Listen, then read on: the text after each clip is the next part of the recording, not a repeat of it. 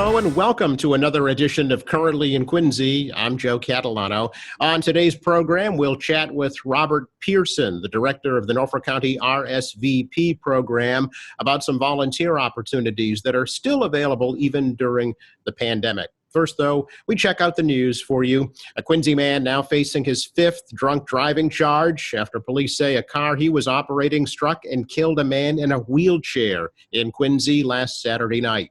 78-year-old David Bowering is charged with hitting 72-year-old James Bushy while Bushy was in his motorized wheelchair in the crosswalk at Quincy Avenue and Southern Artery at Falls Boulevard. Witnesses say Bowering struck Bushy, reversed, struck him again, got out and got back into his vehicle. A bystander prevented him from leaving the scene. Bushy died at South Shore Hospital. Bowering is charged with motor vehicle homicide and drunk driving. He was previously convicted of drunk driving 3 times in Hingham, once in Dedham, but reportedly did have an active license. Quincy police say that a man became enraged at the Quincy Center post office on Monday morning when a clerk refused to give him a package because he didn't have proper identification. 20-year-old Anthony Kennedy is charged with throwing a rock right through the plexiglass partition at the front desk, shattering it, and narrowly missing a female employee. Police say Kennedy kicked over several items in the post office when he was refused the package, then left and returned with the rock. He was arrested after police stopped his car a short time later. Now faces charges including assault by means of a dangerous weapon and causing malicious destruction.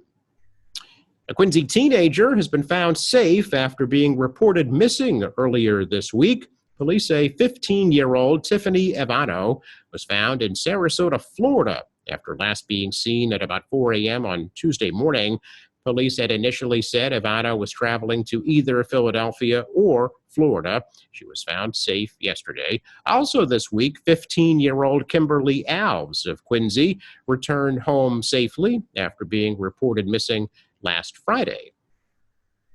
This is graduation weekend in Quincy. Due to the pandemic, in-person high school graduation ceremonies were postponed, although the class of 2020 has officially graduated. Officials felt seniors needed an actual ceremony, so an in-person graduation will be held tonight at 6 at Veterans Memorial Stadium for North Quincy High School, and at 10 and 4 tomorrow for Quincy High School, which will be split into 2 groups to maintain social distancing due to the class size. Graduates were limited to 2 guests each. Students and spectators will be spaced 6 feet apart during the ceremonies. You can also watch the ceremonies live right here on Quincy Access Television, Channel 8, and on Quincy Public Schools, Channel 22. The ceremonies will also be live streaming on our website, qatv.org, and on our Facebook page.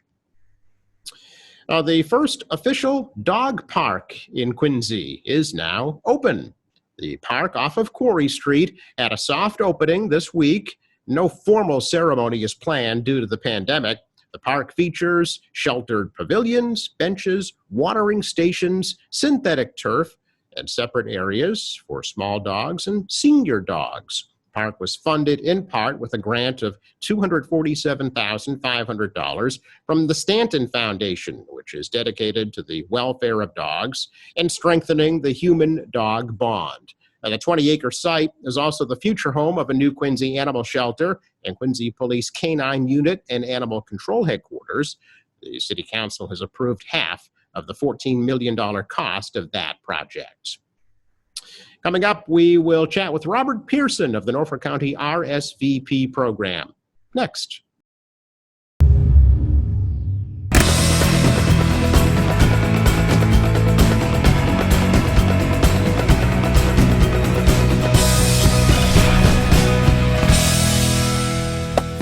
Robert Pearson, the director of the Norfolk County RSVP program, for a virtual chat about what opportunities are still available even during the pandemic. Robert, it's nice to virtually see you. Yeah, it's great to see you too, Joe. I'm glad there are ways we can stay connected and share with your viewers opportunities that are ongoing and new opportunities during this time of COVID. Yeah, it's interesting you say that. A lot of folks, at first when this first hit, found themselves inconvenienced to say the least, and exasperated to say the most. But as time went on, we've kind of learned to adapt and adjust, and even to find new opportunities that we might not have known about before. It is impressive to see how many people, most everybody, is willing to make some kind of adjustment and reach out to help others during this time. I think there's just been a greater outpouring because of the common need and seeing that we're all in the same boat. We're all in this together, for people to be reaching out and doing more things remotely or even in person. Sure. When the pandemic first kind of hit, how did it affect your program? Just like it affected everybody. We were thrown into an unknown of, wow, we have 285 volunteers typically, and elementary schools are closed, senior centers are closed. The only things that really kept going, but that were kind of really needed to recruit in new ways to very quickly find people for Meals on Wheels and some food pantries. So we really went down to maybe about 10 volunteers being able to do things like driving veterans to medical appointments, which we kept going as only the high priority needs, people needing dialysis, things like that, or radiation treatment. And the drivers following, a few brave drivers following very strict COVID guidelines. And anybody that is doing work in the field now need to follow clearly the strict guidelines set by the governor and local officials. Sure. So, a lot of credit, rightfully so, has been given, of course, to all the first responders in the medical field and the public safety field. But we didn't hear a lot about folks who volunteer their time, who don't have to, but do anyway. And they really deserve just as much recognition. It is true. It is true. We were able to pretty much within the first few weeks begin brainstorming on what can volunteers that are sidelined, what can they do? It's not a current need right now, but immediately we did have some knitters or, people that were handy make face masks. And we needed face masks first for our sponsor, the Norfolk County offices. So they weren't able to get a hold of face masks because of the backlog of orders. So we had about 6 volunteers that made a total of like 200 face masks in a month's period for all the staff of the county. So that was one way we jumped in right away. Yeah. What would you kind of describe the current status of the RSVP program right now? Yes, and especially as it pertains to needs in Quincy. Yes.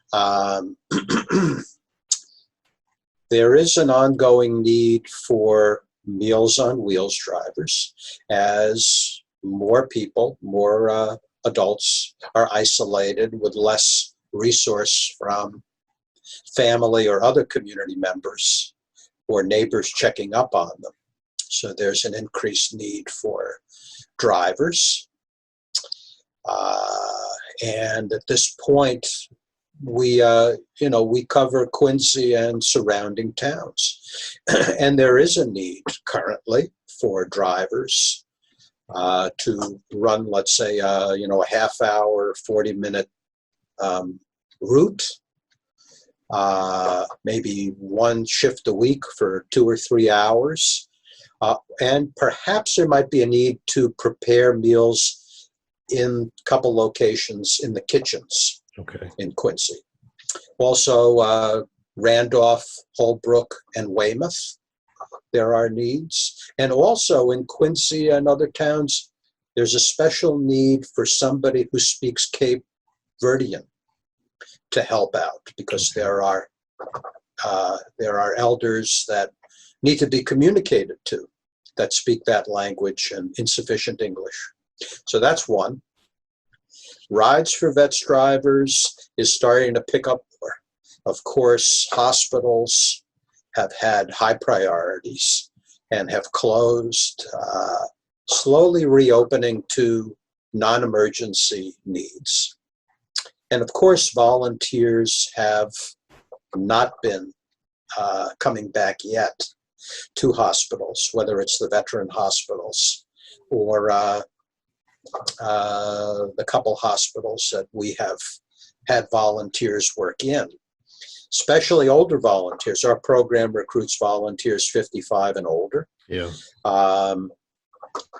So none of those volunteers are active, though Rides for Vets driving is picking up, and we are looking for more drivers who are willing to give 1 or 2 rides a week, who have some computer literacy to be able to use our easy, intuitive software to just self-assign a ride.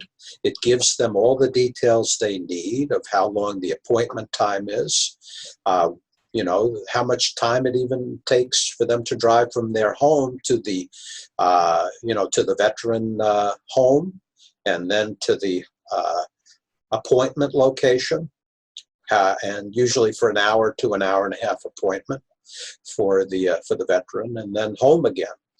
And we offer a significant mileage reimbursement for drivers, up to 300 miles a month at 40 cents a mile. And it is an ongoing need, and I welcome your viewers and listeners to pass on the word and contact us if they are interested to become drivers. There are 3 other opportunities still that we are active with. One is for the American Red Cross. Because there has been such a diminished supply of blood, there is a greater need for volunteers who are comfortable to be going out in the field to different locations in Norfolk County, whether it be a house of worship or a veterans location where they do blood drives, to be in one of 2 different roles, to be an ambassador checking people in, or actually being a COVID screener, somebody who's going to take people's temperature, give them masks if they don't have masks, and make sure that they are well equipped to proceed, coming in to give their blood. Mm-hmm. There are other interesting volunteer opportunities for the brave and adventurous and committed. It's very interesting. They have these disaster action team members. So they look for people who are fit and able. These will probably be people people who are very fit and able in our age bracket, who want to commit to 1 shift a month. And all of these are really a minimum 1 shift a month, which is 4 to 5 hours of being on call. And in this case, it would be to respond to an emergency and get a lot of training and be part of a team that would respond in basically leave their home, meet a team, and then proceed to a destination to assist in emergencies. Okay. And I'll actually come back just to mention that all of these opportunities, I didn't mention it for the Rides for Vets, will have very strict protocols for safety. Okay. During this time of COVID. Yes. We inform and administer a very strong policy to keep everybody safe. Yes, that's good to know for folks that might be a little uneasy about that, but still want to be able to help. Right. Well, it's very understandable that there is a significant portion of the population, based on the governor's guidelines, that are not yet ready to go back into a location where there are groups of people. And if anything, we're looking at where there are smaller groups or one-on-one individuals at this point. Okay. And lastly, for the Red Cross, there is a remote opportunity for someone who really wants to invest a good amount of time. This is for somebody who's a real doer and a good organizer. It's basically being a volunteer leader for 20 hours a month. It's 10 to 20 hours a month. But you would be really working a job in collaboration with Red Cross team members to basically help with the recruitment efforts and systemically or organize the systems by which Red Cross volunteers become effective and are sent out to different locations. So it's a variety of opportunities. Okay, the other innovation that we had developed right away, because friendly visiting really became impossible. It just wasn't safe for people to go into the homes of isolated elders. So we have developed a partnership with the Massachusetts Association for the Blind and Visually Impaired, also known as MABV, to have a telefriend program. Oh, okay. So we are recruiting volunteers who are interested to have a phone buddy to check in once a week for about a 45-minute hour conversation, with an isolated individual who is blind or visually impaired. Here and there we get a couple of people on our own who are available, who we will place. Otherwise, they're placed through that other organization. And there is a brief orientation online to getting to know how to work with blind people, having an education about how to, what it's like for a blind or visually impaired person to live their life. So it's educational as well. Very nice. Yeah, that's one that's a no risk that type of opportunity. So no chance for exposure there. Just a way to be a friendly voice. That's right. That's right. And very lastly, we are encouraging people in our ongoing Afghan and lap robe knitting program for veterans. So this is something that people have done at senior centers, and that's been put on hold. Where possible, we're encouraging individuals who like to knit to do so in their home. And, if they make, 5 or 6 Afghans or lap robes at a point, we can arrange to pick them up. They could leave them in a bag on their doorknob, and we would pick them up and, give them to the veteran hospitals for, frail vets that get that comfort from getting an Afghan. And we're also, regarding veterans and first responders, seeking individuals from the comfort of their home to write letters of gratitude and thanks for the service of the first responders in the areas that we can then mail out to them. They could mail them to us, or we could again pick up large groups of letters from their mailbox.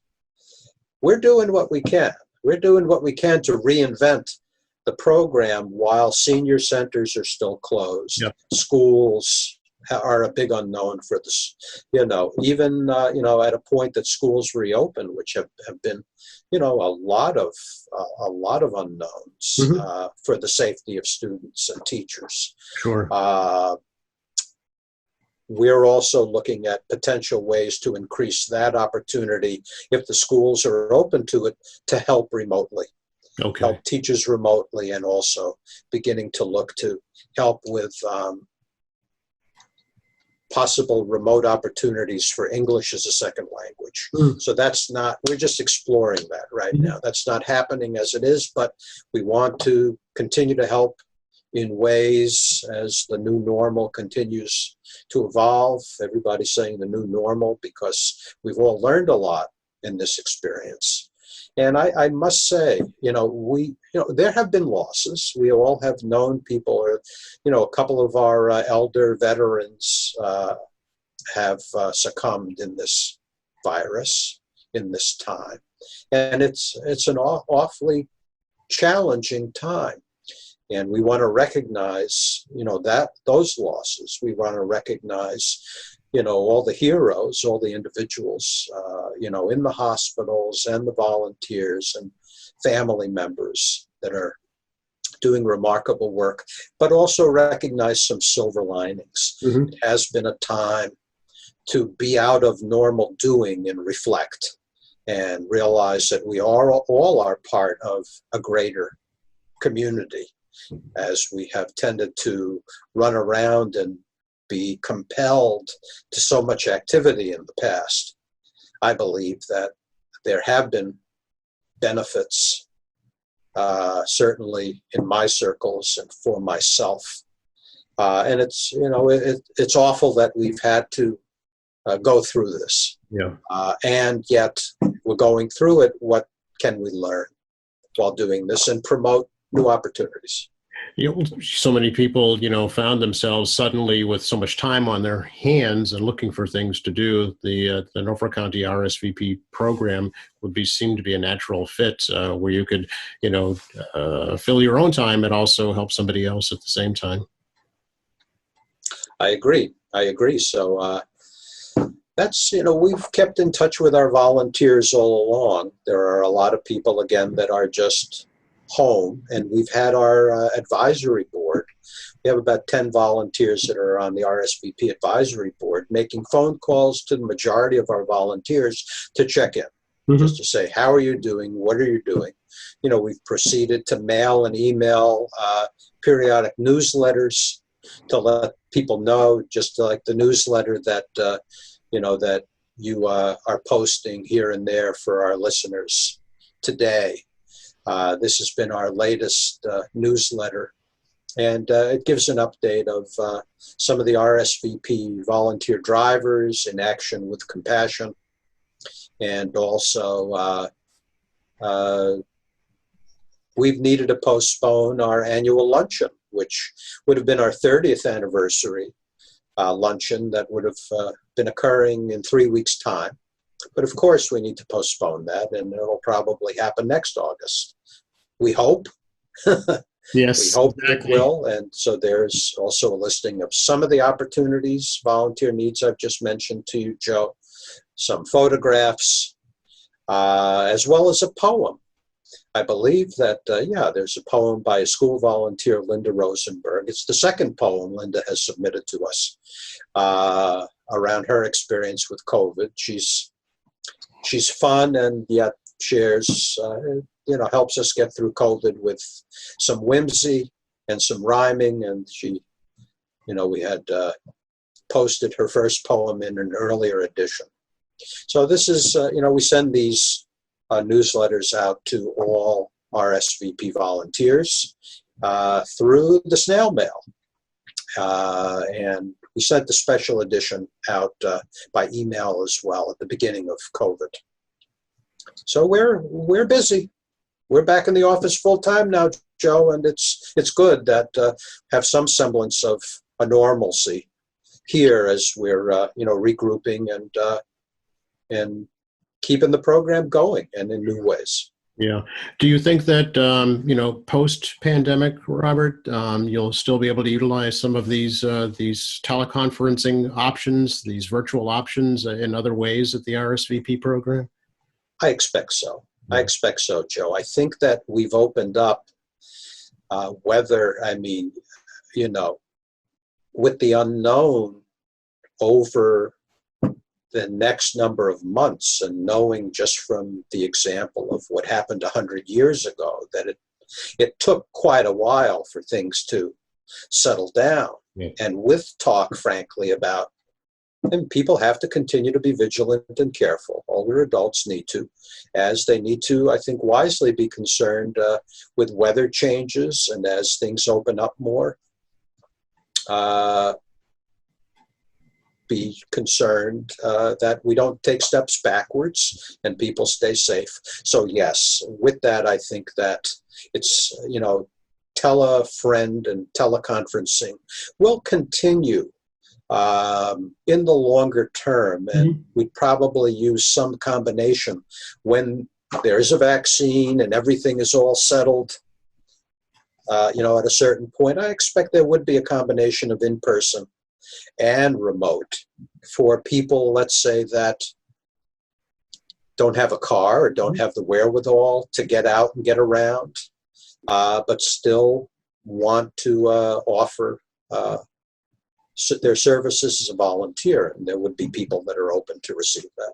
Yeah, absolutely. Has there ever been any thought or talk about maybe opening up volunteer opportunities to younger people, under the age of 55? Well, I am glad you mentioned that.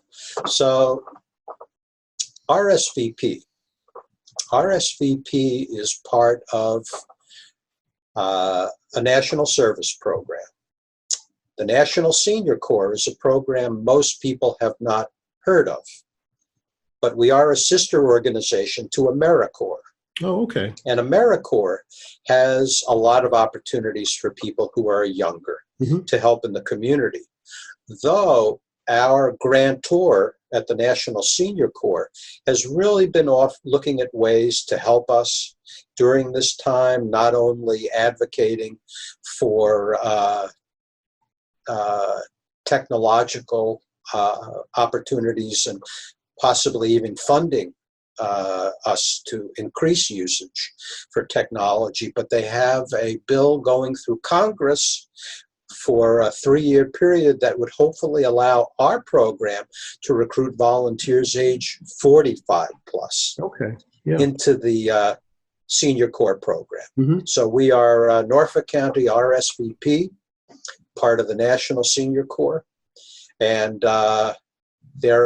stay tuned, because over the next year there are going to be some greater ways that we will gain greater name recognition out in the community, and they're going to be doing more spots and advertising. So people will know more about the national volunteering program for older adults. Yeah, very good. So look forward to that. Please keep us in the loop when that does happen. We'll be happy to let folks here in Quincy know. Yeah, absolutely, Joe. How right now for the immediate moment, how do folks learn more about the RSVP program and get in touch with it? I encourage your listeners to call me. Call me at the number that you have listed for RSVP. I could glance over because I prefer they use the general RSVP number, not my personal number. Sure. 329-5728. Okay. They could email me at rpearson, RPIERSON, at norfolkcounty.org. They could check out our website, which is norfolkcounty.org/RSVP. And I'd love people to check our Facebook page, which has a lot of updates, a lot of photos. That's facebook.com/Norfolk County RSVP. Very good. So many different ways to get in touch and get more information. Yes. Anything else you'd like to add right now, Robert? Well, we always appreciate you, Joe, and Quincy Community Access TV, as you regularly give us opportunities to keep Quincy residents informed.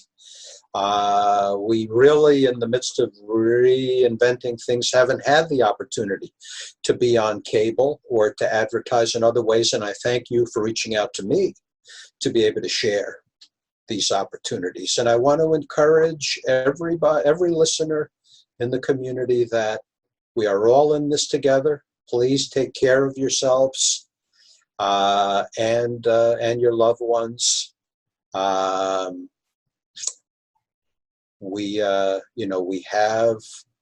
a country with a lot of diversity, and I think the key is here where we can all come together and be on the same page to help each other, protect each other, and educate ourselves and help educate others, especially the younger people who may not know the risks for older adults, and be able to have have greater consideration for how their actions can affect others. And with that comes a responsibility to the younger people and showing respect to younger people too, that we know that they have value, they are our future, and to make sure we are encouraging our young people to know their value and the ways that what they do impact all of us and our future. Well, I really appreciate the opportunity to talk to you, and I wish you and your family and your staff a very happy and healthy summertime. Thank you. Thank you. Likewise for you, Joe. It's been a pleasure. Look forward to our next update in whatever format that may be. Absolutely. Hopefully it can be in person next time, Robert. We'll see how it goes. We will. We will. All right. Thank you, Joe. You're welcome. Thanks, everybody. Special thanks to Robert Pearson from the Norfolk County RSVP program. Thanks to our crew, and thank you for watching. And a reminder to please participate in the Quincy COVID Memories Project by sending in your videos, your photos, art, essays, or any other experiences of your life in Quincy during the pandemic. Just go to quincyculturalmemory.com or send them to the Thomas Crane Library, attention Local History, 40 Washington Street, Quincy, 02169. And please do visit our newly redesigned website, qatv.org. You'll find our latest programs, news and information, video on demand, online classes, and now live streaming. For all of us here at Quincy Access Television, I'm Joe Catalano. Please stay safe.